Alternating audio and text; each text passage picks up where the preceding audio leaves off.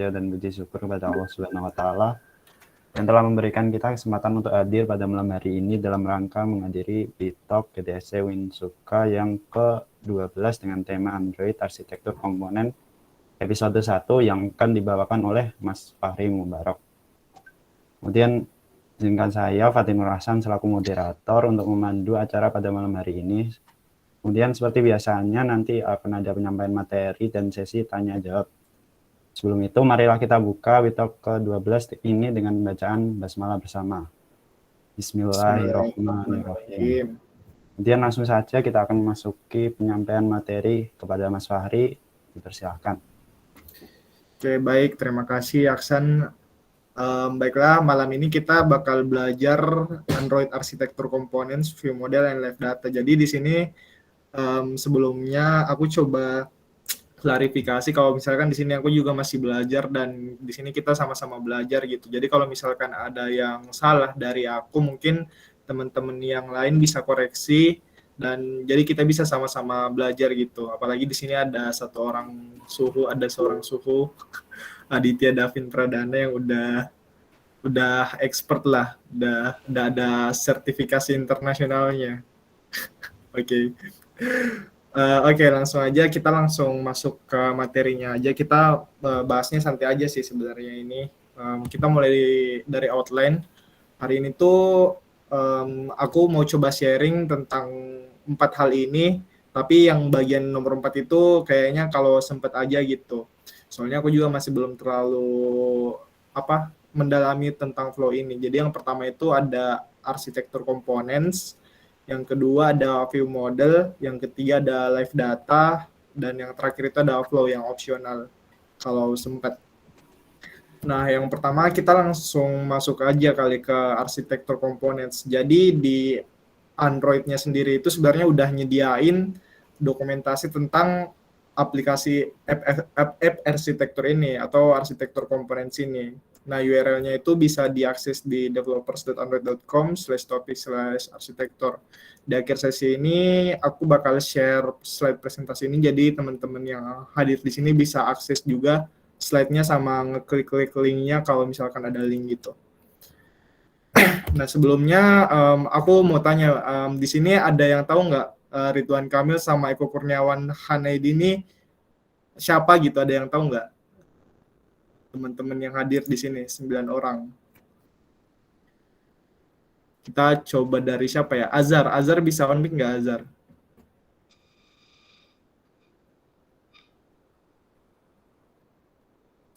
Halo Azhar. Tes dengan belum Mas. Masuk Azhar. Nah, kamu kenal Ridwan Kamil nggak Azhar? Kenal Mas. Iya, arsitek sama Gubernur Jawa Barat. Betul. Nah, kalau yang di sampingnya kenal nggak? Belum kenal kalau itu. Oh, belum kenal. Kita coba cari yang kenal Eko Kurniawan deh. Haris kenal nggak Haris? Haris masuk. Tahu. Siapa tuh yang bilang tahu? Siapa tadi yang raise hand? Oh, ini Haris. Yo. Tahu persamaan kedua orang ini apa nggak Haris? Sama-sama mic itu. Sama-sama apa? Ya, sama-sama memakai kacamata. Oke, sama-sama pakai kacamata ya. Ya nggak salah sih. Tadi Davin kayaknya Raisen deh. Sama Aksa owner YouTube program zaman now. Ya betul, owner YouTube program zaman now. Yogi Anggara, betul. Nah, jadi sebenarnya dua orang ini sebenarnya kerjanya mirip gitu. Satunya itu gubernur, satunya itu YouTuber. Enggak. Miripnya bukan itu. Jadi kalau teman-teman tahu Ridwan Kamil ini dia seorang arsitektur juga selain gubernur Jawa Barat. Ya, dan si Eko Kurniawan Hanaidi ini juga seorang arsitek, tapi dia arsitek software. Jadi satunya arsitek bangunan, satunya arsitek software. Nah, kalau misalkan teman-teman cek LinkedIn-nya Eko Kurniawan Hanaidi itu, dia nyebut dirinya itu sebagai technical architect di blibli.co.id. Jadi Blibli itu salah satu e-commerce buat teman-teman yang nggak tahu yang cukup tertinggal juga di belakang Shopee dan Tokopedia sih. Tapi dia di samping itu dia seorang arsitek software atau technical arsitek gitu. Nah, jadi di bangunan sama di software itu sebenarnya ada arsitek kan. Nah, kenapa sebenarnya kita di software ini, di rekayasa perangkat lunak ini ada arsitek gitu. Nah, karena sama seperti bangunan, sebenarnya orang pada umumnya itu, masyarakat pada umumnya sebenarnya bisa bikin bangunan yang ada pintunya, ada jendelanya, ada tiang-tiangnya, ada temboknya, bisa seperti itu. Tapi kan tidak semua orang paham tentang prinsip dari sebuah bangunan, prinsip dari bagaimana cara kita membuat bangunan yang benar gitu, yang kokoh, yang tahan lama, yang bisa di-maintain atau dipertahankan. Nggak semua orang tahu itu. Nah, oleh karena itu ada profesi arsitek. Begitu juga di software atau perangkat lunak. Nah, di perangkat lunak itu kita nggak bisa bilang semua orang bisa bikin software sih, tapi kita bisa bilang semua programmer mungkin bisa bikin software. Nah, tapi nggak semua programmer bisa bikin software yang maintainable, testable, dan kokoh gitu, dan robust. Nah, oleh karena itu di sini kita butuh yang namanya arsitektur atau arsitektur komponen kalau di Android. Nah, di sini kita nggak coba bakal bahas terlalu dalam soal arsitek softwarenya, karena kalau kita bahas arsitek software tuh itu bakal banyak banget kan, nggak cuma di Android tapi ada di website, ada juga di machine learning mungkin, dan lain-lain. Di sini kita bakal fokus ke Android, arsitektur Android. Nah, tapi sebelum kita masuk lebih dalam, di sini juga aku coba perkenalin tentang pattern. Jadi di arsitektur Android itu ada yang namanya pattern. Nah, pattern ini digunakan sebagai standarisasi kita untuk membuat sebuah software. Jadi ada pattern-nya gitu, ada polanya. Nah, di Android itu pada umumnya kita pasti bakal sering mendengar model view presenter sama model view model, MVP sama MVVM. Nah, tapi untuk yang di sebelah kiri ini, yang model view presenter udah jarang digunakan dan memang kurang bagus gitu buat digunakan di Android. Nah, sekarang itu yang populer model view model. Nah, kenapa model view presenter ini kurang digunakan lagi? Karena menurut beberapa orang dan banyak artikel menyebutkan kalau misalkan model view presenter ini nggak testable kodenya. Nah, dan dari pengalaman pribadi juga model view presenter ini sebenarnya menurut aku codingannya itu terlalu saling terikat antara satu komponen sama komponen yang lain. Jadi kalau misalkan kita mau melakukan perubahan, itu sangat sulit dilakukan karena kita harus merubah banyak hal karena terlalu terikat gitu antara model view sama presenternya. Tapi kalau model kalau desain pattern model, arsitektur pattern model view model itu dia lebih mengalir datanya. Jadi kayak view model itu nggak terlalu tergantung pada si view-nya, si activity-nya. Nah, kalau yang MVP itu presenter sama view-nya tuh saling terikat banget, saling berkomunikasi banget. Jadi susah dites gitu. Nah, kayak gitu sih kalau umumnya kayak gitu. Nah, setelah bahas arsitektur pattern di Android, kita coba apa sih manfaatnya gitu. Kita coba cari tahu apa sih manfaatnya arsitektur pattern ini. Nah, jadi kalau misalkan kita kembali ke awal, kalau misalkan kita bikin rumah asal-asalan yang nggak dibuat sama seorang arsitek, itu tuh biasanya rumahnya tuh nggak tahan lama gitu, kayak rapuh. Kalau misalkan ada gempa gampang hancur. Kalau mau diganti-ganti apanya itu agak susah, nggak pokoknya susah dipertahankan gitu. Nah, begitu pula di Android, di aplikasi, di software. Kalau misalkan kita tidak memanfaatkan ilmu arsitektur kita, ya kadang kita bisa bikin programnya jalan, tapi program yang kita buat itu tidak maintainable, tidak bisa, susah di-maintain, susah dipertahankan, susah diganti-ganti, susah dilanjutkan lagi, susah dites, kurang kokoh. Nah, kayak gitu. Nah, oleh karena itu kita di sini manfaatnya arsitektur pattern itu maintainable, dapat dipertahankan. Kemudian komponen-komponennya itu reusable atau dapat digunakan berkali-kali. Kemudian ada testable, yaitu mudah dites, dan robust software atau software yang kokoh. Lanjut ke arsitektur components. Nah, setelah kita bahas pattern yang tadi yang MVP sampai MVVM, sekarang kita coba bahas arsitektur components. Jadi sebenarnya apa sih yang bakal kita bahas malam ini tuh sebenarnya apa sih, dan mungkin episode-episode berikutnya, karena malam ini kita mulai dari episode 1 kan. Nah, kita tuh bakal bahas tentang arsitektur components. Nah, di Android sendiri itu arsitektur components itu adalah kumpulan library yang membantu untuk merancang aplikasi yang robust atau kokoh, testable, atau mudah dites, dan maintainable, atau gampang dipertahankan, atau di maintain. Apa sih bahasa Indonesianya maintain? Ya, pokoknya itulah. Nah, kemudian ini tuh dibuat oleh tim Google dan diperkenalkan pada Google I.O. pada 2017. Nah, terima kasih Davin, mudah dipelihara. Yang maintainable mudah dipelihara. Nah, dapat dilihat dari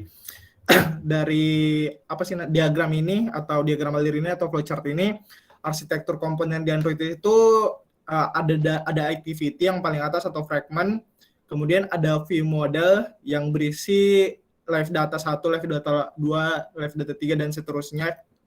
Kemudian ada repository, kemudian ada model, dan ada remote data source, ada room, SQLite, ada retrofit, sama web service.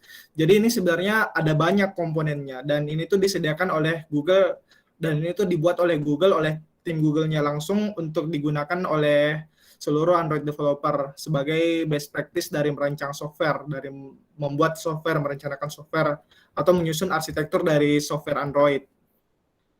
Nah, kemudian kalau dari webnya Google, webnya developer Android, itu dia merekomendasikan app arsitektur seperti ini. Yang pertama itu ada UI layer-nya, yang kedua ada domain layer-nya, tapi ini opsional, yang ketiga ada data layer. Nah, ini tuh sebenarnya juga mengikuti dari Clean Architecture, kalau ada yang pernah baca, dari Uncle Bob. Nah, itu tuh buku legend untuk para programmer, tapi kita nggak bakal bahas buku itu secara mendalam, kita cuma bahas mengenai arsitektur komponen di Android. Nah, itu mungkin bisa jadi bahan terpisah lah, lain kali terkait Clean Architecture dari Uncle Bob itu. Nah, di sini direkomendasikan oleh dari dokumentasinya yaitu UI layer, domain layer, sama data layer. UI layer itu yang menampilkan data aplikasi di tampilan muka, di tampilan aplikasi gitu, UI screen, UI. UI kayak gitu. Terus ada domain layer. Domain layer ini optional layer yang berada di antara UI dan data layer. Kemudian data layer ini yang mengandung business logic yang biasanya berisikan transaksi data aplikasi.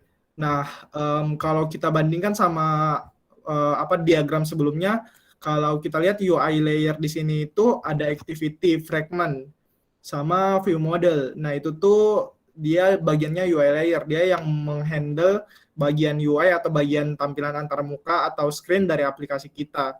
Kemudian di sini tidak ada domain layer. Di sini tidak ada domain layer karena domain layer itu opsional.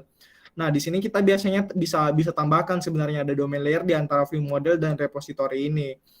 Nah, di situ kita di domain layer ini biasanya kita menaruh logic-logic yang bakal digunakan di beberapa activity, di beberapa view model.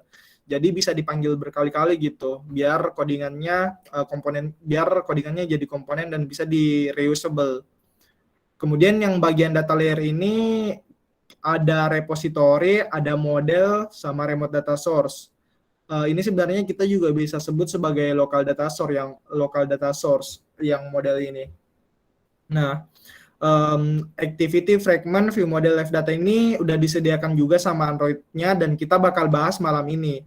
Untuk episode-episode berikutnya kita mungkin bakal bahas repository, remote data source, retrofit, web service, model, room, dan SQLite.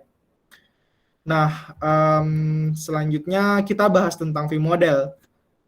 Jadi di Android ini juga udah disediain sama si Google-nya kelas view model. Jadi ada library view model gitu. Kita tinggal tambahkan ke dependensi aplikasi kita. Nah, apa sih sebenarnya view model itu? Nah, jadi menurut dokumentasinya, class view model itu didesain untuk menyimpan dan mengelola data terkait UI dengan cara yang berbasis life cycle atau siklus proses. Nah, kelas view model memungkinkan data bertahan saat terjadi perubahan konfigurasi seperti pada saat rotasi layar. Nah, mungkin kalau kita bayangkan pada aplikasi misalkan kita ada di suatu screen di dashboard misalkan di halaman utama screen. Nah, kalau misalkan kita rotasi layar itu biasa datanya berubah kalau misalkan kita nggak pakai view model. Tapi dengan view model datanya bisa konsisten atau bertahan gitu setiap ada konfigurasi perubahan layar. Nah, kemudian view model juga kita bisa manfaatkan sebagai kita bisa menampung konfigurasi atau data-data yang akan kita gunakan di beberapa fragment yang sama di activity yang sama gitu. Misalkan kita punya 2 fragment di satu activity. Nah, kita tuh bisa pakai view model ini nggak mati-mati gitu di activity itu. Di sini sepertinya aku lupa cantumin life cycle-nya view model ya. Kita harus lihat itu juga sih, view model life cycle. Nah, jadi view model ini juga punya life cycle seperti activity sama fragment gitu. Nah, tapi dia itu bergantung pada activity, dia nggak bergantung pada fragment. Nah, di sini ada life cycle-nya. Jadi ketika activity di-create itu atau di-on-create, view modelnya ini udah dibuat gitu. Jadi dia tuh scope-nya bakal bertahan terus. Jadi mau di-pause activity-nya, mau nggak sampai destroy sih kayaknya, ya di destroy itu tuh view modelnya tetap ada gitu. Nah, kadang juga kalau misalkan teman-teman buka aplikasi Tokopedia, terus kita ada di dashboard screen yang menampilkan beberapa item belanjaan gitu. Terus kita menuju ke halaman detail. Nah, kalau kita menuju ke halaman detail, list-list yang udah ada di halaman utama itu, biasanya kan harusnya kalau kita nggak mempertahankan datanya itu kalau kita kembali lagi, dia akan download ulang kan datanya dari API. Nah, dengan view model ini kita bisa pertahankan datanya gitu, bisa konsisten. Jadi kita nggak perlu nge-fetch API lagi. Nah, kayak gitu sih sederhananya. Jadi dia view model ini datanya tuh bertahan di life cycle manapun di activity gitu.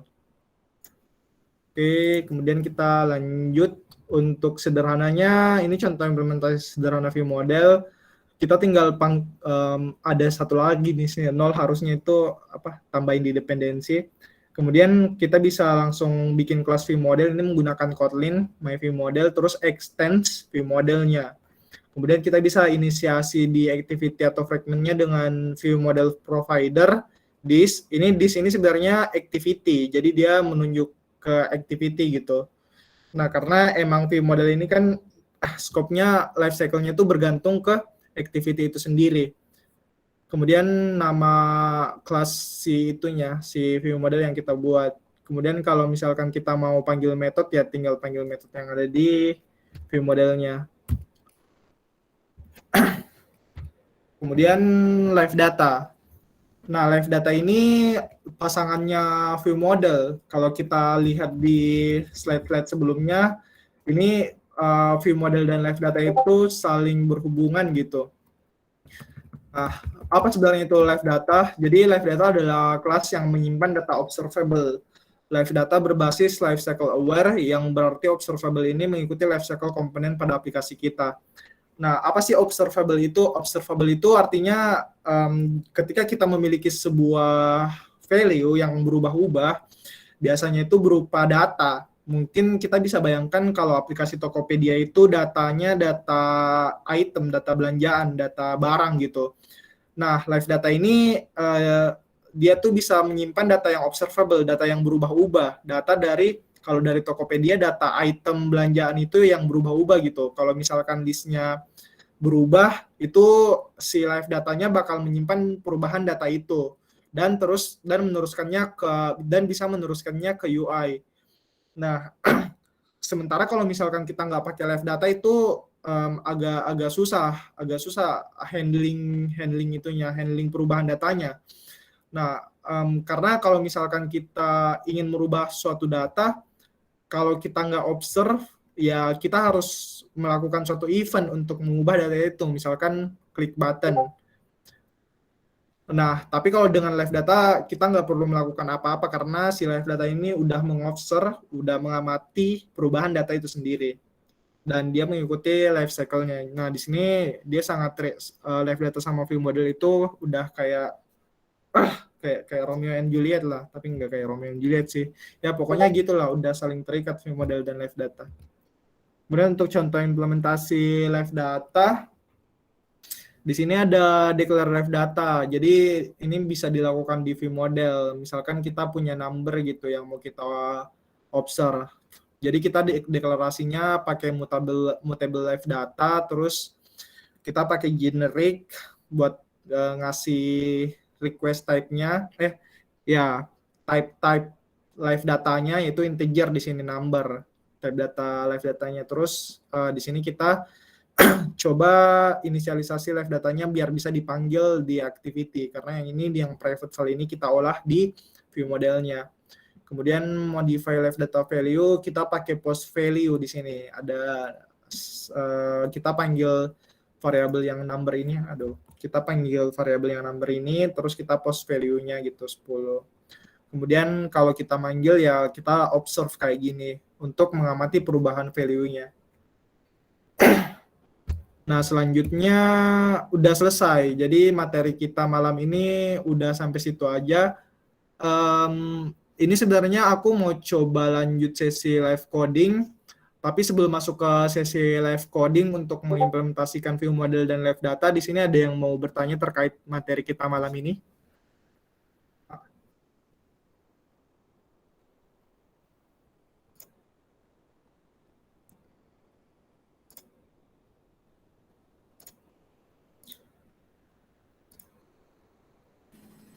Iya. Ada yang mau ditanyain nggak?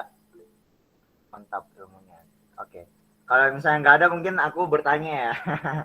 Kalau boleh. Ya, gimana Mas Irfan? Sip. Jadi mungkin pertanyaan pertama kayak untuk para pemula nih, misalnya kayak mereka baru belajar Android kan. Ketika sudah sampai level mana mereka itu sudah harus memperhatikan mengenai arsitektur Android. Mungkin bisa dibagi pengalamannya dalam belajar Android. Baik, terima kasih atas pertanyaannya Irfan. Jadi kalau dari misalkan kita udah belajar Android ya, kapan kita merasa harus menggunakan arsitektur ini? Nah, sebenarnya kalau untuk tahapan belajar yang basic banget, misalkan kita belajar tentang page atau halaman gitu. Nah, kita di situ tentunya belum harus mengimplementasikan si arsitektur ini. Nah, tapi kalau misalkan kita udah mau belajar membuat aplikasi yang nyata gitu, yang memang mau digunakan, misalkan aplikasi sederhana seperti to-do list buat portofolio kita. Nah, itu tuh sebisa mungkin ya kita implementasikan si arsitektur komponen ini, si Android arsitektur komponen ini. Nah, kenapa? Karena ini kan kita bikin project bukan cuma untuk belajar doang, tapi kita juga bisa bikin project sebagai portofolio kita. Nah, tujuan kita bikin project sebagai portofolio itu ya kita sebisa mungkin membuat yang terbaik juga gitu. Karena kalau misalkan kita nggak buat yang terbaik, kita belajarnya kurang. Jadi kalau misalkan udah mau bikin aplikasi yang bisa menyelesaikan masalah, ya sederhananya to-do list itu sebisa mungkin ya kita pakai arsitektur komponen. Selain itu biar aplikasinya juga bisa di-maintainable. Nah, misalkan suatu saat kita ingin buka lagi aplikasi ini dan melanjutkan aplikasi ini. Nah, itu kita kalau mau ngubah-ubah gampang gitu kalau kita memperhatikan arsitektur ini. Kayak gitu, Irfan. Oke, makasih Fahri. Yang lain ada mau bertanya juga mungkin? Silahkan. Aku boleh minta link PPT-nya nggak, Mas? Oke, wait. Share. Copy link. Untuk link PPT aku kirim ke itu ya, ke ini chat. Oke, makasih, Mas. Chat Google Meet.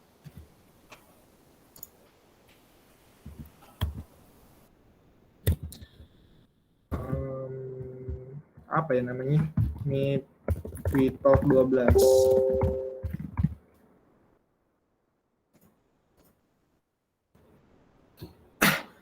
Ayo sambil kita nunggu build Gradle sama implementasi view model dan live data, ada yang ingin ditanyakan?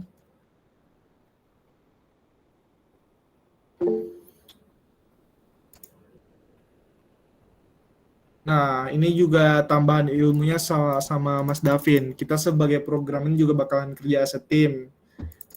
Ya, jadi kalau misalkan kita punya pattern atau arsitektur pattern itu lebih mudah kebaca pola codingannya. Jadi kita bisa lebih mudah untuk kolaborasi sama rekan setim kita.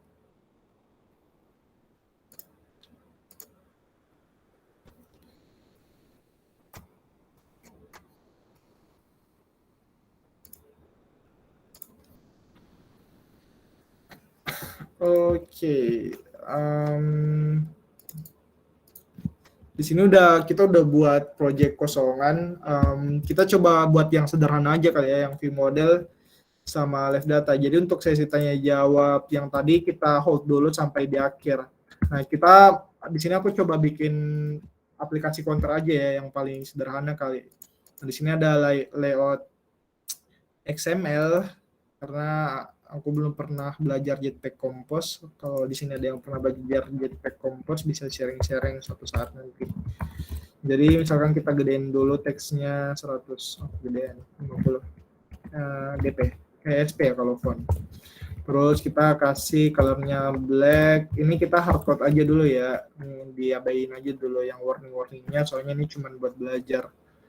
Terus kita coba tambah button di sini buat naikin angka 0 ini jadi 1, 2, 3 dan seterusnya. Seret. Ini buat nurunin. Seret. Terus ini kita kasih sini. Oh, berantakan ya. Atribut. Kita kasih 16.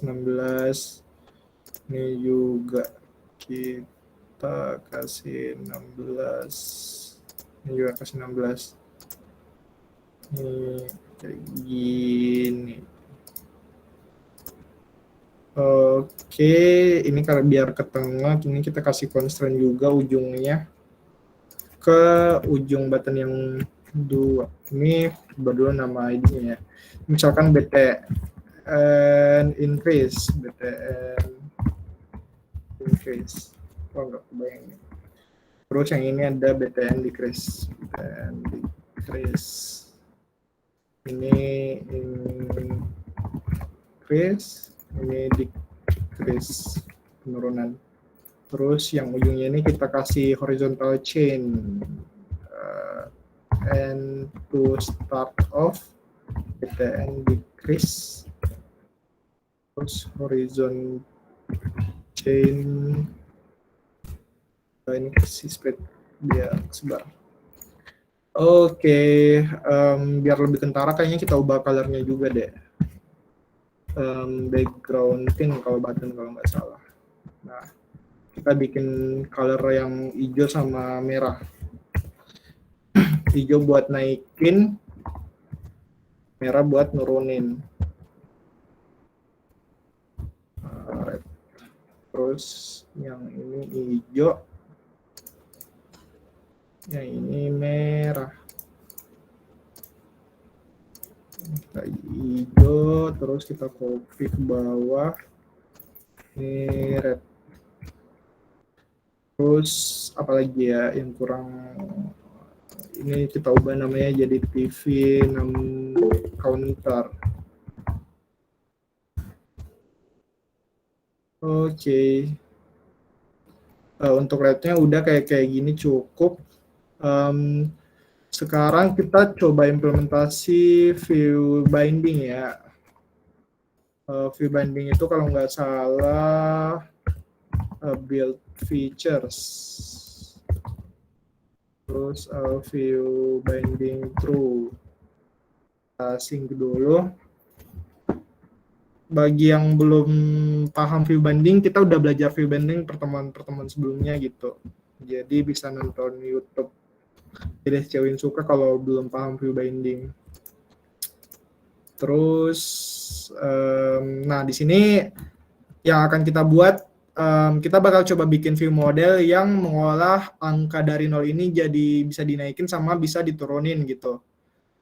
ada button ini pakai button increase sama decrease. Nah, pertama kita coba olah activity-nya dulu. Kita panggil binding-nya ya, kayak gimana sih? Let init for private, let init for binding, activity main binding nggak sih? Nah, terus di sini, oh ya ini aku sebenarnya nggak hafal sintaks ya, tapi udah familiar juga sih sama Android. Terus kalau kita manggil di onCreate binding sama dengan layout inverter nggak sih? So, ada inverter. Activity main binding, titik inflate, terus layout inverter. Waduh, lupa saya. Kita ngantek dulu deh. Gimana suhu? Binding Activity main binding, inflate gitu. Oh, layout, inflate. Nah, layout inverter. Terus Yang kecil. Layout inverternya kecil. L-nya kecil. Layout inverter. Set content view. Binding root. Nah, udah pasang bindingnya. Terus kita bikin function init listener buat buat merhatiin event si buttonnya gitu. Tadi kita ada button increase set on click listener sama button decrease. Ini set on click listener. Nah, jadi kita pengen kalau misalkan dua button ini dipencet, dia bakal increase sama decrease angkanya gitu. Nah, angkanya dari mana? Angkanya kita buat dari view model. Nah, di sini kita coba buat view modelnya dulu. Main view model karena dia pasangannya main activity. Ini udah bawaan ternyata view model, nggak perlu tambahin dependensi. Nah, kita pakai kasus yang ini ya, numbers gitu. Jadi ini kita copy aja, udah biar cepet juga. Live data juga udah bawaan ya. Oh ya, udah bawaan si Android-nya. Jadi kita nggak perlu lama-lama lagi. Nah, jadi di sini kita udah ada number sama number yang bisa kita observe gitu. Nah, ini kan private. Di kelas main view model ini kita bakal ngolah yang number ini, yang private number ini di sini. Nah, yang number yang nggak private ini kita olah di activity-nya gitu. Jadi misalkan kita di sini init view model. Kita bikin function lagi di include init view model. Ini kita taruh di bawah init listener aja. Terus init view model ini kita bikin view modelnya. Sebenarnya kita bisa taruh jadi properti di main activity-nya juga. Cuman karena kebutuhannya baru kita pakai di init view model ini, jadi kita buat di sini aja dulu. Tadi pakai apa sih? Pakai view model provider. Ini kita copy aja juga. View model provider. Ownernya itu activity yang ini, terus dia manggil main view model yang ini. Nah, kalau kita lihat data type-nya, dia main view model. Cara lihat data type-nya, pencet Ctrl Q. Terus kita observe number yang tadi. Number yang ini. Nah, biar enak lihatnya aku besarin dulu ya. Terus ini kita split right. Nah, terus di sini kita observe value-nya. Observer-nya itu ini, terus kita bisa observe value-nya di dalam sini. Nah, ini ada number.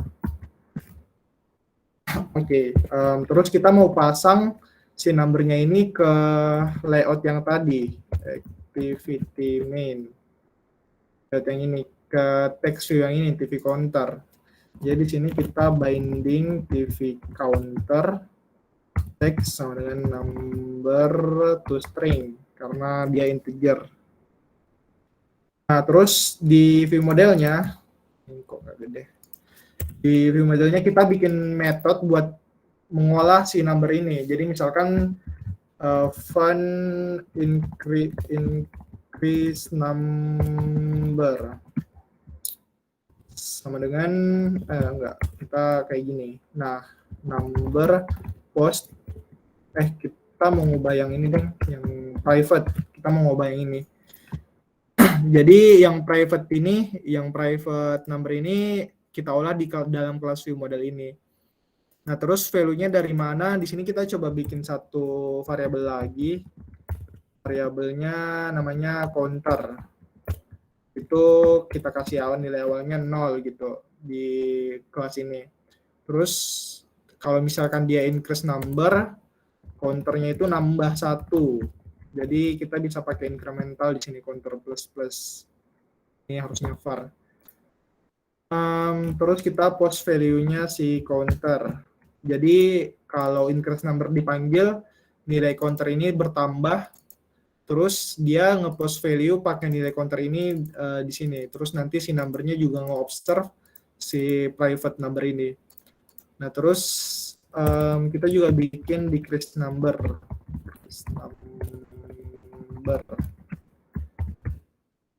Nah, kalau ini dia incremental counternya, tapi kita tetap number post value counter. Oke, terus view modelnya kita harus panggil di sini ya. Berarti kita bikin property di kelas ini view model. Yang dia itu tipenya main view model. Terus ini kita hapus ini view model, ini listener. Oke, di sini kita panggil view model lagi. Terus kita panggil increase number karena ini btn increase, dia yang naikin angkanya. Terus yang ini kita decrease view model, decrease number. Ini kalau kita run harusnya udah jalan sih view modelnya. Jadi ya logiknya sesimpel itu, kita mau nambahin angka sama nurunin angka tapi pakai live data. Jadi dia nge-observe datanya gitu. Nah, mungkin sambil nunggu ini nge-build, ada yang ingin ditanyakan dulu guys terkait view model dan live data ini. Ini sederhana banget sih.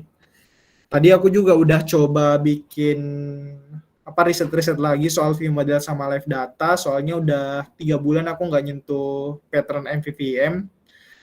Nah, itu mungkin habis ini aku bakal pindah ke situ, tapi yang berikutnya itu yang udah aku buat itu udah lumayan intermediate lah levelnya. Jadi udah fetch API.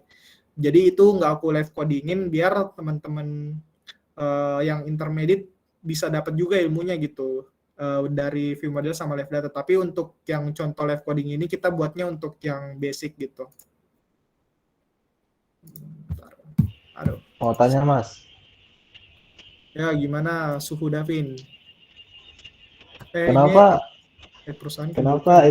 harus pakai view model Mas? Harusnya kan tinggal bikin variabel counter, terus set on click listener langsung di increase langsung di plus sama di min lewat set on click listener, itu lebih gampang Mas.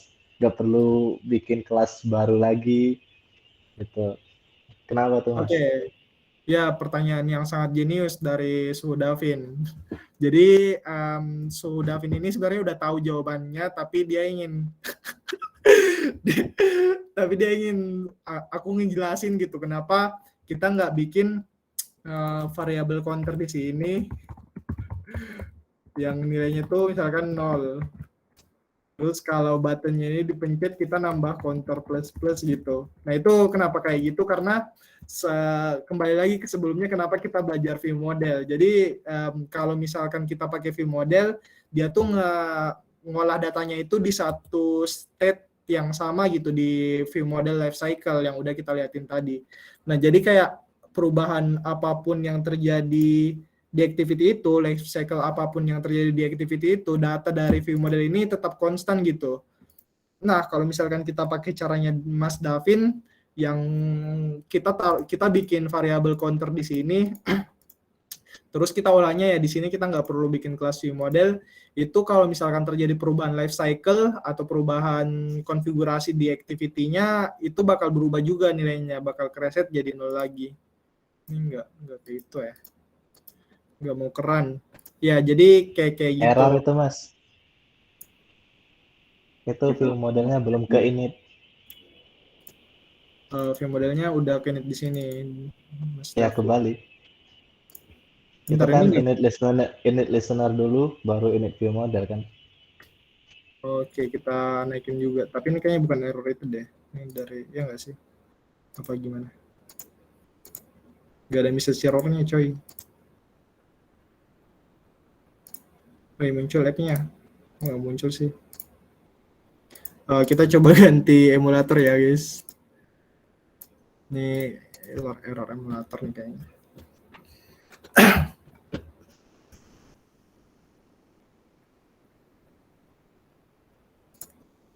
Oke, kayak gitu sih jawaban dari pertanyaan Mas Davin.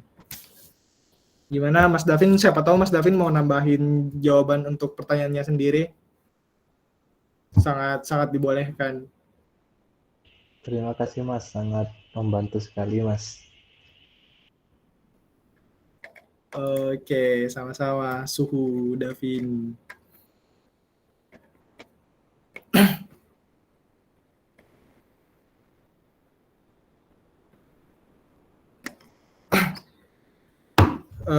Sambil nunggu build Gradle yang ini, coba buka aplikasi yang aku pelajarin lagi ya tadi, Android Arsitektur.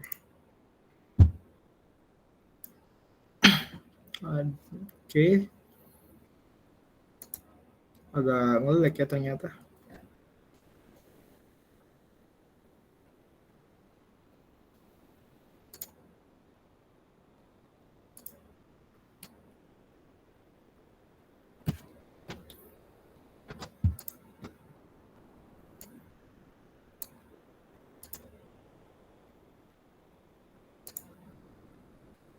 Nah, ini udah ke-install apps-nya. Succeed. Nah, ini aplikasi yang udah kita buat selama 15 menit terakhir. Ini kalau misalkan kita pencet increase, dia akan angkanya naik gitu, bakal nge-observe value-nya si counter ini, si number ini. Nah, terus kalau kita decrease juga bakal melakukan hal yang sama. Nah, kalau misalkan kita rotate, itu state-nya nggak bakal berubah gitu. Waduh, kok nggak ke-rotate sih? Nggak kuat laptop saya ternyata. Ayo, kok auto rotate. Nah, dia angkanya nggak berubah gitu. Jadi state si number ini dia bakal tetap berada di view model ini.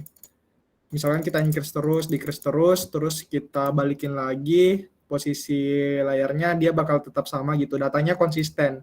Nah, kita coba simulasiin kalau misalnya kita nggak bikin si main view model ini. Jadi kita bikin variabel counternya di activity ini, nilai awalnya 0. Terus kalau misalkan kita pencet button ini, kita komen aja. Kalau misalkan kita pencet button ini, dia counternya nambah sama nilai dari PV counternya itu berubah dengan counter to string. Nah, yang di bawah juga kayak gitu, cuman ini decrease. Kayak gitu. Jadi kalau kayak gini kan ini kita nggak perlu init view model kan sebenarnya. Ini kita komen, ini kita komen. Jadi si kelas main view model ini nggak kepanggil. Jadi kita coba di main activity ini. Nah, kalau misalkan kayak gini, dia itu value-nya sangat tergantung pada activity ini. Jadi kalau misalkan activity ini di pause atau activity ini berubah konfigurasinya, maka dia akan terreset juga nilainya kembali ke 0 sesuai dengan default dari main activity ini.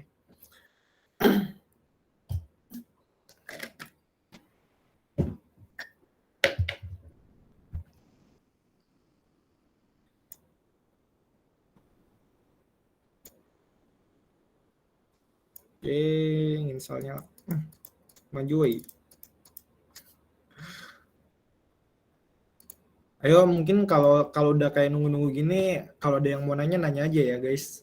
Kita santai aja sih. Potong juga nggak apa-apa.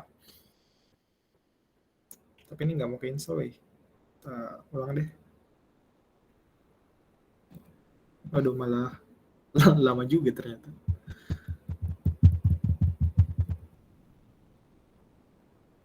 Oke, kita run ulang apps-nya. Nah, langsung. Nah, ini kalau kita pakai yang counter di class activity ini, misalkan kita increase, dia nambahkan value-nya, decrease juga nambah. Tapi kalau misalkan kita ubah konfigurasinya, misalkan kita rotate, itu tuh bakal kereset value-nya jadi 0. Nah, itu kenapa kita butuh view model di sini. Dia buat nge-keep si state dari value dari number ini. Biar kalau konfigurasi activity-nya berubah, dia juga ikut datanya tuh tetap konsisten gitu. Jadi kalau misalkan dalam hal ini, kalau misalkan kita nge-fetch API di activity, nah itu ya dia bakal nge-fetch lagi. Kalau di view model, ya nggak tahu sih. Kayaknya harusnya enggak sih, harusnya ya konfigurasinya tetap begitu. Nah, udah gitu aja untuk yang increase-decrease ini. Codingannya nanti aku upload ke GitHub. Nah, selanjutnya aku mau coba bahas yang lebih advance lagi sih, yang Android Architecture ini. Jadi, ini aku close, terus kita coba bahas yang ini. Aku coba bahas dari struktur codingannya dulu. Nah, ini buat teman-teman yang intermediate yang hadir di sini, aku coba jelasin struktur codingannya. Jadi ini sederhana, kita mau aplikasi ini kita mau ngecoba nge-fetch API dari TMDB atau The Movie DB. Ini ini service open source yang sangat umum digunakan oleh front-end engineer, salah satunya front-end Android juga. Nah, di sini kita coba mulai dari API service-nya ya. Jadi kita nge-hit endpoint no playing dengan function get movie playing. Terus API config-nya kita pakai retrofit. Nah, di sini ada movie API service. Retrofitnya ini retrofit builder-nya, kliennya kita pakai HTTP client, terus interceptornya kita pasang kalau dia cuman debug. Terus untuk response-nya ini ada data, total page sama total results, tapi di sini kita nggak pakai paging, jadi yang kepake cuma data ini. Terus ada movie data, movie ID, title, overview, poster pad, background pad, dan lain-lain. Nah, kenapa ini nol? Karena value dari response-nya itu kadang bisa nol gitu. Jadi nggak selamanya ada value-nya. Tapi kalau selamanya ada value-nya, kita return-nya string kayak gini cukup. Tapi karena dari API-nya kadang ada nol, kita tulis nol kayak gini. Karena kalau misalkan kita kasih kayak gini, terus dia dari response JSON-nya nol, itu bakal error biasanya. Harusnya, no pointer exception. Nah, terus itu untuk modelnya. Ini ada movie data sama movie response. Terus API config udah.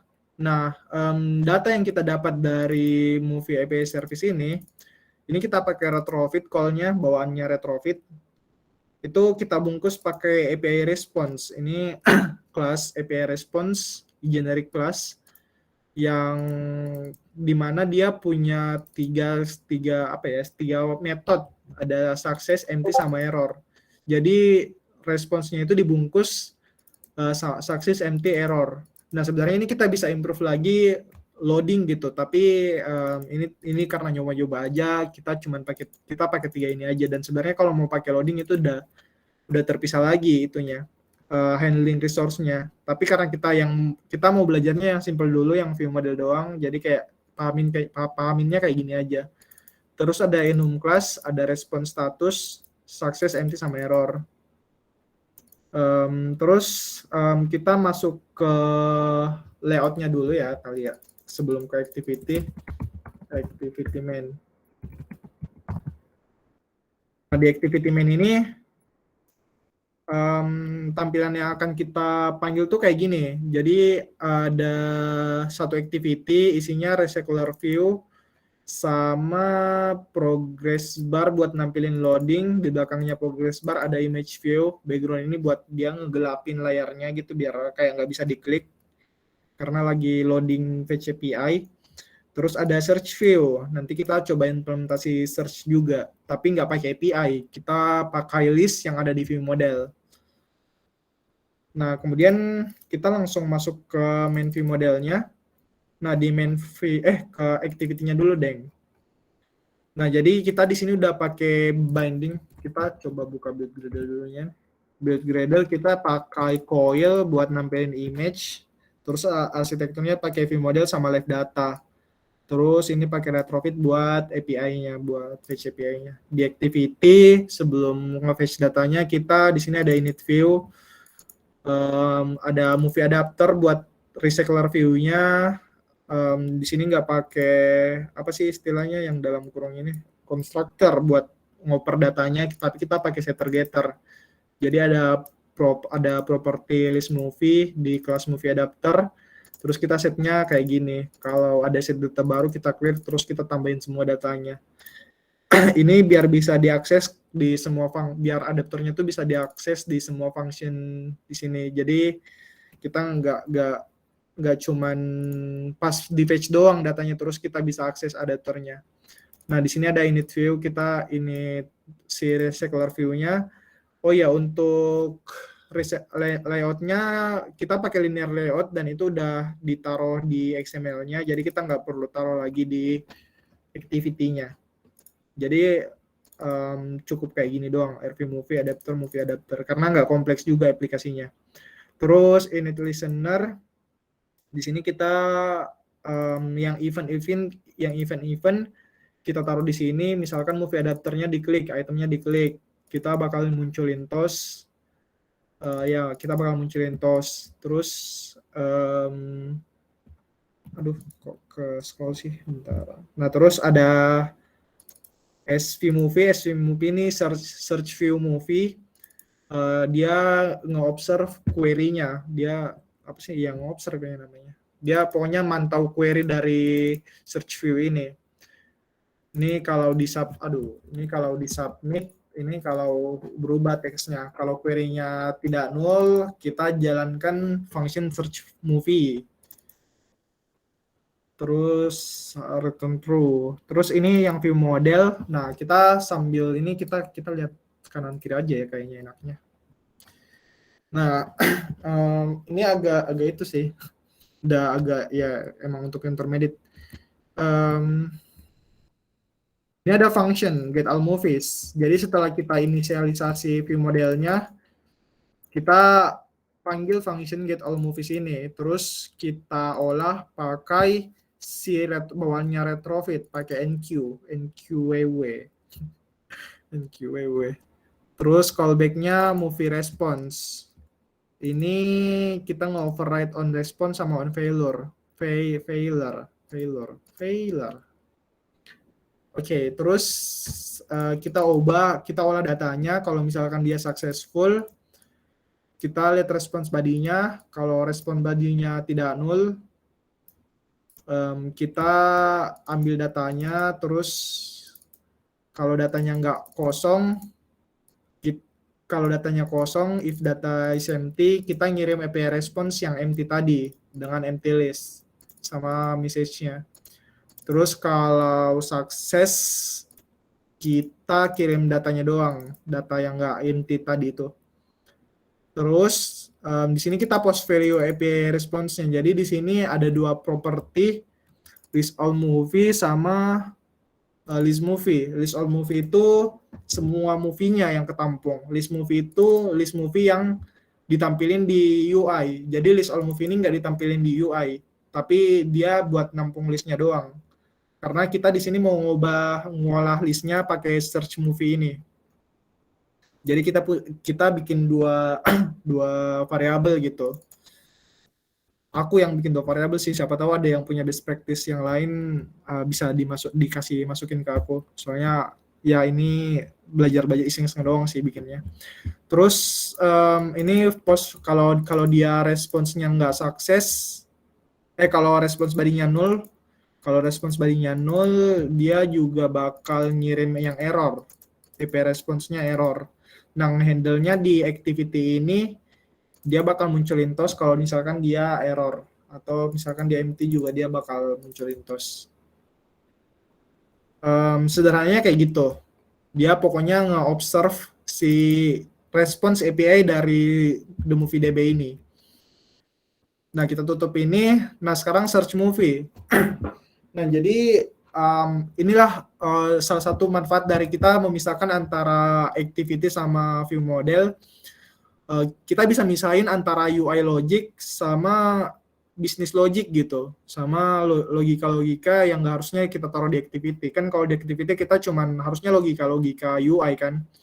Misalkan buttonnya dipencet, terus kita mau mengubah teks, ya itu kita lakukan di activity karena kita mengubah UI. Tapi kalau di luar itu ya sebaiknya jangan ditaruh di activity. Misalkan mau mengolah data, itu sebaiknya dipisah dari activity-nya. Nah, di sini karena kita baru belajar view model, kita taruhnya di view model. Tapi mungkin di episode 2 atau episode 3 atau episode seterusnya, siapa tahu kita bakal sempat belajar tentang domain layer yang tadi yang udah aku ceritain di awal juga, ada UI layer, domain layer sama data layer.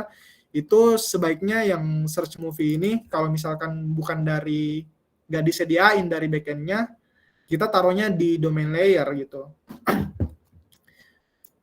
Oke, ini sambil kita run juga deh biar nggak terlalu lama, bentar kalau nge-run.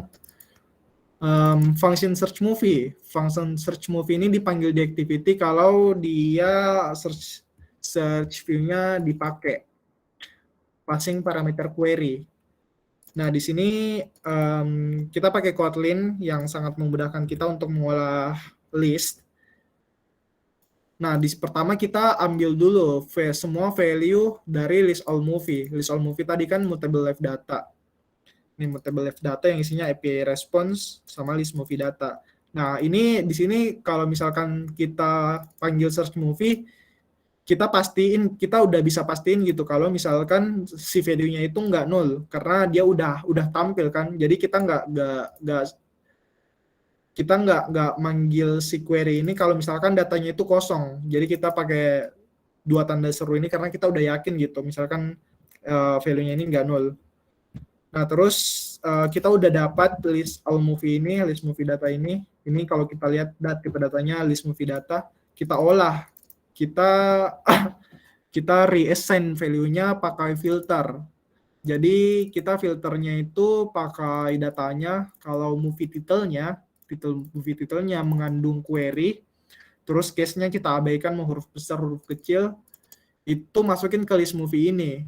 Jadi selain yang ada di query-nya itu, selain yang ada di query titelnya itu kita hilangin dari list ini gitu. Itu extension function filter buat list. Itu di Kotlin doang. Di JavaScript kayaknya ada deh, enggak tahu deh. Pokoknya di Kotlin bisa kayak gitulah intinya. Terus ini enggak perlu sih sorted. Udah apa sih? Terus ya perlu sih juga ya, enggak tahu lah. Itu kita skip aja biar cepet juga, udah lewat 10 menit. Terus di list movie ini kita post value-nya lagi, si list movie yang tadi ini yang udah kita olah datanya. Jadi dia bakal berubah value si ini yang ditampilin di UI. Jadi kan tadi aku cerita kalau misalkan yang list all movie ini dia nggak ditampilin di UI, tapi cuman buat nyimpan data list movie-nya. Nah, ini yang ditampilin di UI. Nah, ini udah selesai. Nah, kalau misalkan kita lihat locate-nya, ini udah benar. Ulang deh. Udah banyak yang nggak itu. Kita clear dulu semua. Terus kita open lagi Android Architecture. Ini sekarang lagi launching activity. Nah, itu tadi loading. Dia lagi loading datanya. Cara kita handle di activity loadingnya ya biasa sih. Mana sih tadi tuh view model activity. Nah, kita nggak pakai yang loading ini, tapi kita taruh di atas dulu. Jadi kalau dia udah inisiasi view model, dia otomatis loading gitu. Tapi kalau udah ada response-nya, kita matiin loading-nya.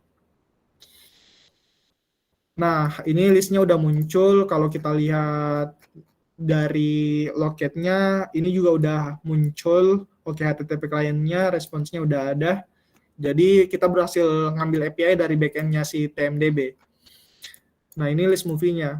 Nah, bagian terpentingnya itu di sini. Nah, kita kan tadi udah bikin logic search movie kan yang kita taruh di view model. Nah, misalkan kita mau cari ini ya, diagram project. Nah, itu kita nggak perlu nge-fetch API lagi. Jadi kita ngolah datanya itu semuanya di view model gitu. Nah, terus kalau kita hapus lagi, dia bakal ngebalikin lagi yang list all movie. Misalkan kita ketik D lagi. Jadi kita nggak perlu nge-fetch API lagi. Nah, ini implementasi seperti ini kadang digunakan kalau misalkan si backend-nya nggak nyediain logika untuk search movie gitu, atau search filter, apapun bisnis logik itu. Nah, kita bisa bikin sendiri logiknya di apps kita, di front end-nya. The turning red. Nah, kayak gitu sih. Nah, itu sih implementasi dari view model sama live data untuk yang intermediate, karena udah sampai PCPA yang sederhana juga. Nah, untuk sementara episode 1 cukup sekian sih dari aku. Nah, kita lanjut sesi tanya jawab aja, mungkin 5-10 menit. Kalau ada yang ingin ditanyakan, aku sangat terbuka untuk pertanyaan. Mungkin untuk sesi tanya jawab aku langsung serahkan balik lagi udah ke Aksan.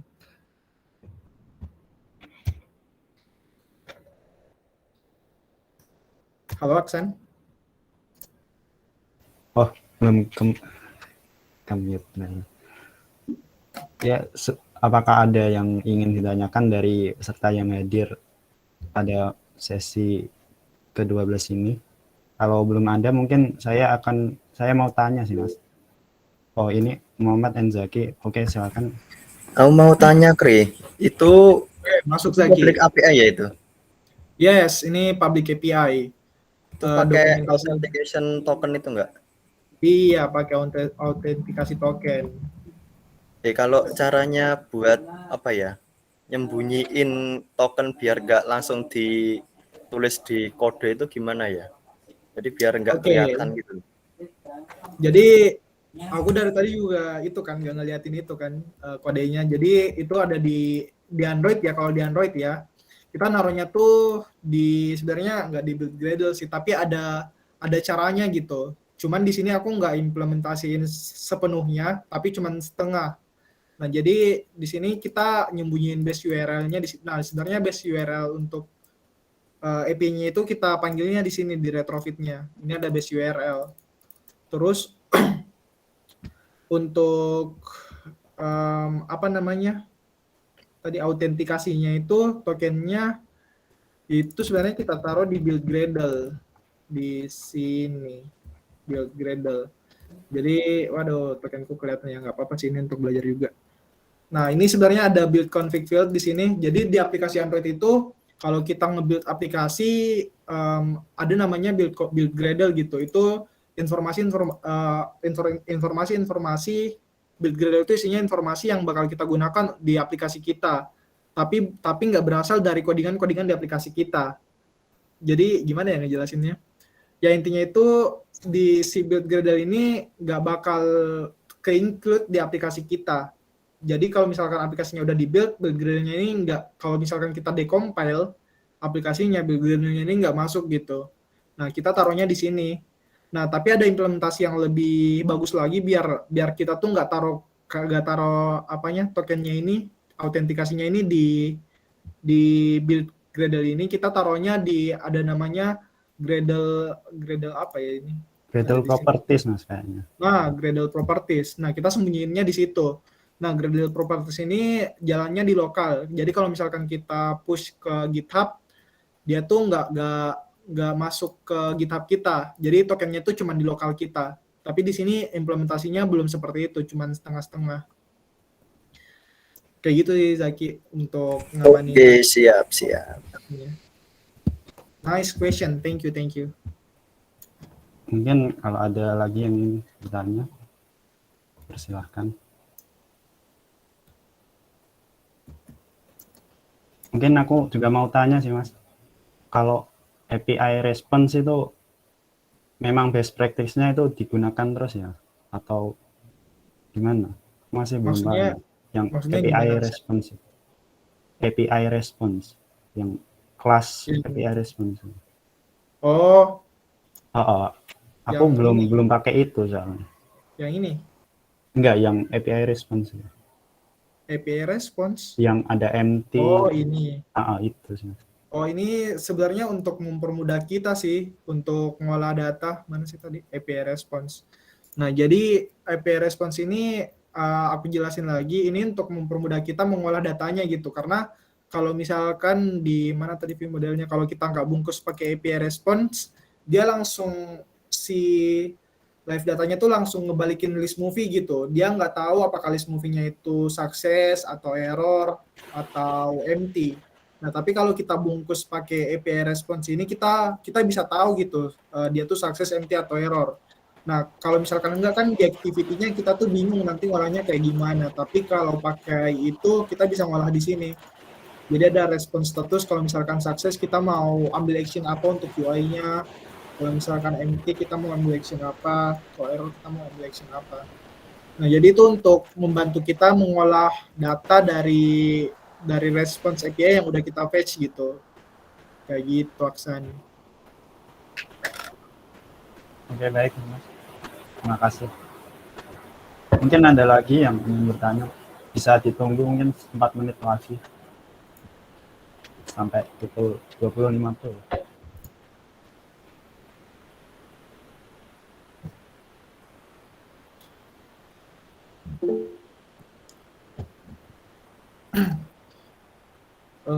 Oke, mungkin kalau nggak ada lagi aku mau coba itu sih. Ini juga bagian dari Google juga. Jadi sekarang tuh lagi ada yang namanya juara Android. Juara Android apa Android juara ya? Juara Android. Nah, jadi kalau teman-teman di sini ada yang pernah dengar juara, kok malah ngomong juara? Kok malah muncul juara Android Google? Apa sih namanya? Gimana sih? Apa sih keywordnya? Juara Android itu ada di link. Mana? Link chat. Link chat. Google Meet. Oke. Nah, ini Google. Nah, jadi di Google tuh sekarang lagi di Indonesia tuh lagi ada namanya juara Android. Ya, susah ya keywordnya juara Android malah muncul HP. Nah, jadi juara Android ini dia tuh kita bisa dapat swag. Kalau kita belajar Android kita bisa dapat apa sih namanya? Apa bahasa Indonesianya swag? Merchandise. Oke, ya, betul. Ya, ya jadi kalau kita ngerjain Oleh-oleh. ini, kita bisa dapat oleh-oleh gitu dari Google-nya. Jadi ada timeline-nya. Nah, ini registrasinya udah mulai dari 17 April sampai 17 Maret sampai 17 April. Kemarin udah ada onboarding-nya. Untuk link onboarding-nya udah aku taruh di YouTube, udah aku taruh di Discord. Dia video YouTube di Discord tuh bentar ini pindahin ke sini. Di Android kemarin aku taruhnya. Nah, ini juara Android. Itu udah ada invitation-nya. Jadi kita bisa dapat kita tuh belajarnya self study, belajar sendiri. Terus ada kuisnya juga. Kalau kita bisa nyelesain kuisnya, kita dapat swag. Kalau misalkan udah 80% kuis. Kalau skor kita 80%. Nah, ini terbuka untuk umum. Jadi siapa aja bisa. Untuk belajarnya juga sebenarnya resource-nya dari yang aku cantumin kemarin di SID GDSC Android Learn gitu kayaknya. Jadi kalau misalkan mau belajar dan dapat hadiah bisa banget belajar Android di sini juara Android. Linknya udah dikirim oleh Irfan. Oke, itu sih seputar juara Android dan bahkan aku pun masih belajar juga di sini, masih ngincar swag. Soalnya keren swag Android-nya. Kapan lagi kan belajar terus dapat belajar gratis terus dapat kayak gini. Kayak gitu sih. Oke, mungkin aku balikin lagi ke Aksan. Itu kuisnya bisa di attempt, di submit kali-kali kan? Iya, harusnya ya. Ikutin aja guys, itu worth it kok. Ya, worth it untuk Android nih. Nothing tulus juga kan, maksudnya kayak emang untuk belajar, kayak daripada nggak ngapa-ngapain, dapat hadiah pula. Terus ada live coding session-nya juga. Ini sama Mas Sidik.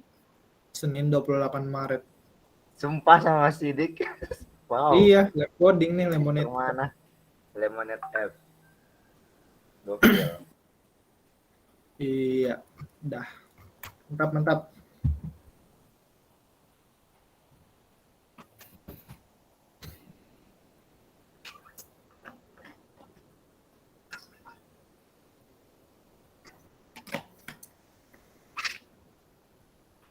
Ada lagi mau bertanya? Aku mau nanya dong. Ya, gimana, Pan? Mungkin ini lebih kayak berbagi pengalaman kalian sih. Jadi kayak untuk khususnya mengenai arsitektur ya. Jadi kayak di dunia kerja itu kayak apakah konsep arsitektur ini itu sangat digunakan di tempat kerja kalian ya, khususnya entah magang ataupun yang kalian udah pernah kerja. Terus juga, dan kalau boleh cerita pengalamannya mas-mas yang sudah di dunia kerja dalam menerapkan arsitektur pada Android kayak gitu. Mungkin bisa Fahri juga, Davin juga mungkin yang udah magang, atau teman-teman lain bisa bagi pengalamannya ya.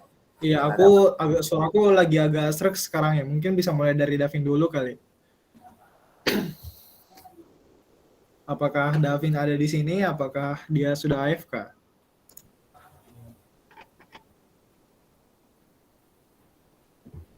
Suhu. Oh, kayaknya Suhu lagi AFK nih Suhu. Arya minum dulu.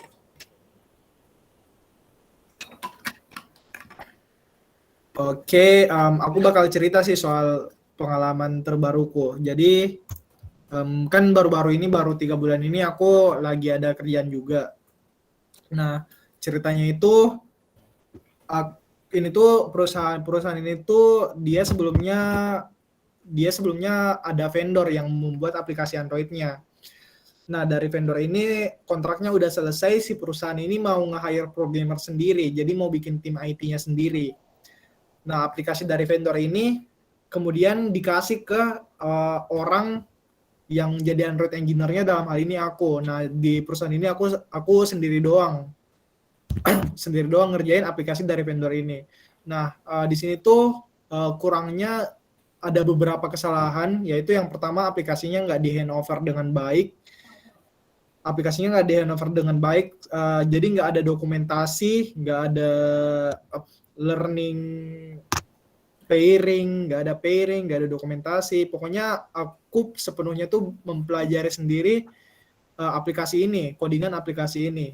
Nah, dari apa yang aku pelajari tentang arsitektur di sini sebenarnya cukup banyak. Nah, yang sebelumnya di decoding aku belajar arsitekturnya itu patternnya MVVM. Nah, dengan konsep clean arsitektur yang udah direkomendasiin sama Google-nya. Nah, di situ aku ngerasa itu udah best practice banget, dan sebisa mungkin seharusnya diimplementasiin di semua lini perusahaan gitu, karena itu udah best practice dan disaranin dari Google-nya. Nah, tetapi dari si vendor ini, si yang buat aplikasi ini sebelumnya tuh nggak ngimplementasin itu. Nah, di situ aku sangat kesulitan karena nggak ada dokumentasi, pattern arsitekturnya nggak clean, codingnya messy, berantakan, banyak boilerplate. Nah, di situ pentingnya arsitektur biar orang lain tuh kalau misalkan kita mau lanjutin codingan orang tuh lebih gampang gitu kalau codingannya udah pakai arsitektur. Karena kalau yang nggak pakai arsitektur kan nggak jelas banget kan, nggak ada komennya lagi. Ya emang dia pakai desain pattern MVP, model view presenter, cuman itu kan udah jarang digunakan.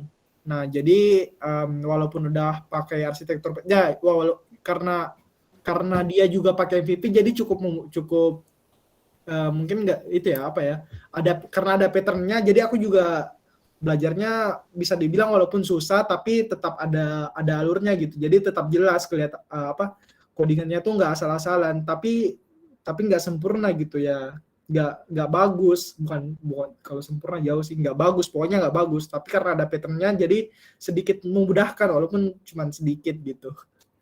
Nah, jadi sebisa mungkin teman-teman ya kalau mau terjun ke industri, udah mau cari kerja, ya arsitektur itu penting banget sih buat kolaborasi, buat maintain kode.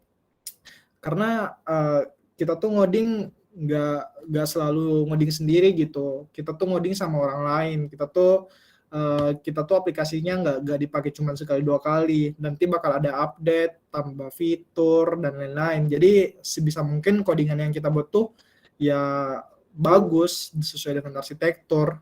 Jadi kalau udah sesuai dengan arsitektur bagus. Nah, seperti yang kita pelajari malam ini, codingan kita bisa maintainable, robust, testable, dan bisa dibaca juga sama orang lain. Kayak gitu sih. Oke, makasih Fahri. Siap. Oke, Van. Kamu di tempat kerjamu ada itu nggak? Kayak gitu juga nggak? Arsitektur di machine learning. Ada nggak sih arsitektur di machine learning? Kalau di machine learning jelas ada arsitektur sih, tapi kayak ada perbedaan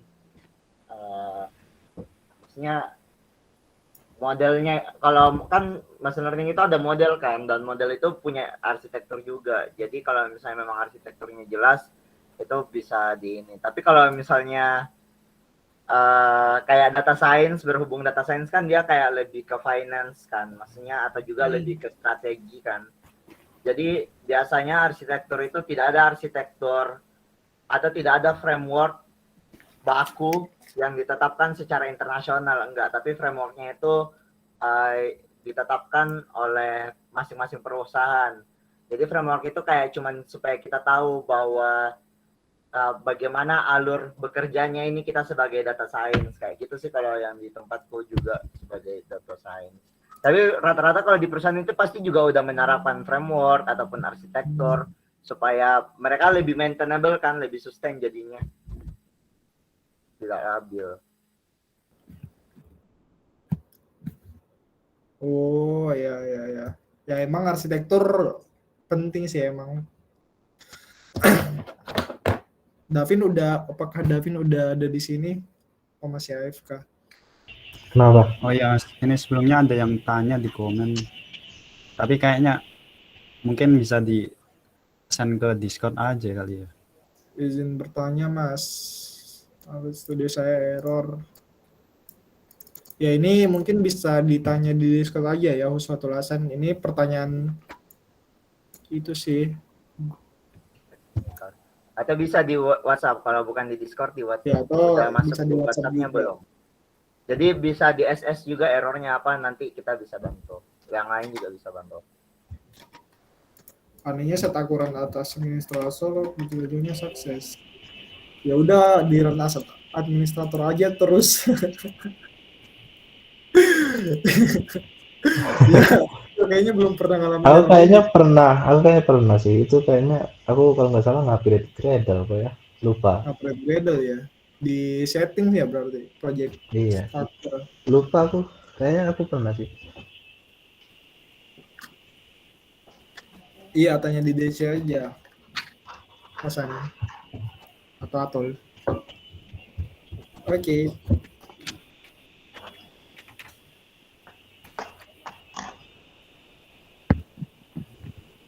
Nah mungkin ada lagi ini bertanya atau mungkin kita udah aja. Kalau nggak ada yang ditanyain lagi.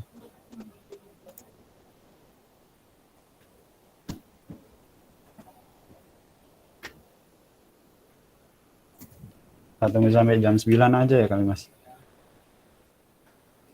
Iya, dicukupin aja. Sampai jam berapa sih di poster? Udah lewat 30 menit nggak sih Iya ini? udah lewat sih. Mantap, menarik.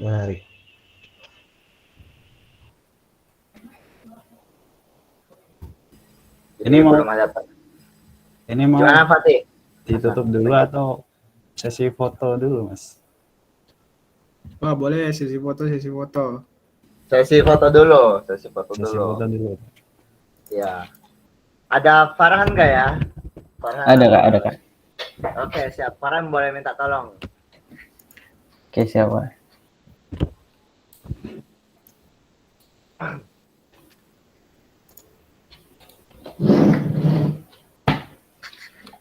Guys, yang bisa on cam, mari kita on cam guys, supaya kita foto. Fatul Hasan, halo bro. Belajar di decoding. Wah, promosi ya. Recommended guys belajar di coding, tapi nunggu Iya, beasiswa aja ya. Kecuali kalian crazy rich, silakan beli kelas. Itu loh, kalau di yang teknik informatika ditawarin sama dosen. Gak tahu sih kalau udah tutup. Sore Kena gitu. prank Mas, cuman yang profesional. Kena prank itu. Aduh. Loh, temen itu Fikri dapat loh. Ada Fikri nggak di sini? Katanya Fikri di follow. Ya sih bisa, atau ya Imam udah ini Azhar, Zaidan, Fauzi kalau bisa on cam ya on cam ya. Sama Sylvia, Sylvia Rahmawati. Kalau bisa on cam ya on cam ya.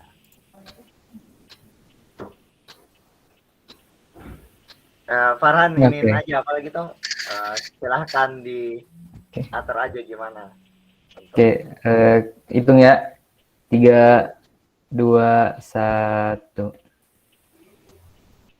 3, 2, 1. Oke, ganti gaya. GDSC. Ada yang tiga. Ini nih gede sih guys. 3, 2, 1. 3, 2, 1. Oke. Oke. Thank you, Mantap, Farhan. mantap. Back to Ahsan. Thank you Farhan. Siap. Oke, terima kasih semuanya yang udah hadir malam hari ini. Adalah kita tutup acara Bitalk ke-12 malam hari ini dengan bacaan Alhamdulillah bersama. Alhamdulillah. Alhamdulillah. Saya selaku moderator minta maaf jika ada kesalahan kata. Sekian dari saya. Wassalamualaikum warahmatullahi wabarakatuh. Waalaikumsalam warahmatullahi wabarakatuh. Thank you all.